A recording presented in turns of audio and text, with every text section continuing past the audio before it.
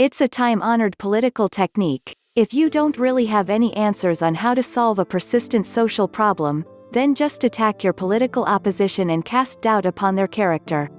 Your supporter base who either identifies as red and/or blue will never hold you accountable because they'd rather occupy themselves with being an echo chamber of your claims against the bad guys.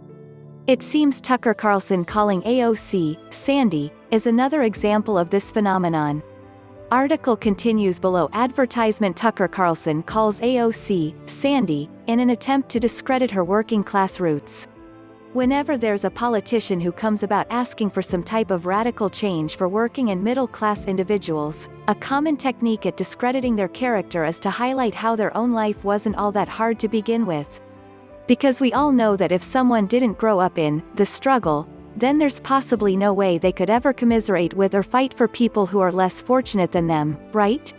Source: GettyArticle continues below. AdvertisementAlexandria. Ocasio-Cortez made political waves for attaining a prestigious office despite her relatively young age and for bringing up a lot of hot-button political issues that impact hundreds of millions of American lives, namely universal health care and mass student loan forgiveness, along with greater accountability for financial institutions that play fast and loose with the U.S. economy and are bailed out whenever they make a massive blunder.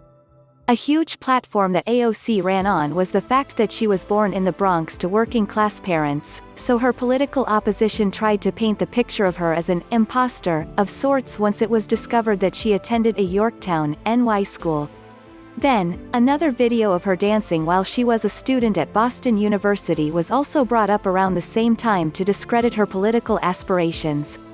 Article continues below. AdvertisementHowever, it's the fact that she used the nickname Sandy while in high school that seemed to resonate with a lot of people. Pretty soon, conversations surrounding her real identity began to circulate the internet, with people conflating her identity crisis with identity politics, being abused by the DNC in order to dupe voters into supporting the party under the guise of faux-virtue. Article continues below. AdvertisementMany say that the Sandy Cortez scandal just endears AOC more to the American public. Tucker Carlson is a longtime conservative host, and uses Sandy almost as a pejorative against the congressional representative, but when the story behind her Yorktown education was more closely examined by the public, it had people sympathizing even more with her. AOC was able to attend the affluent school in Westchester County, NY after her parents saved their money and pooled together their resources.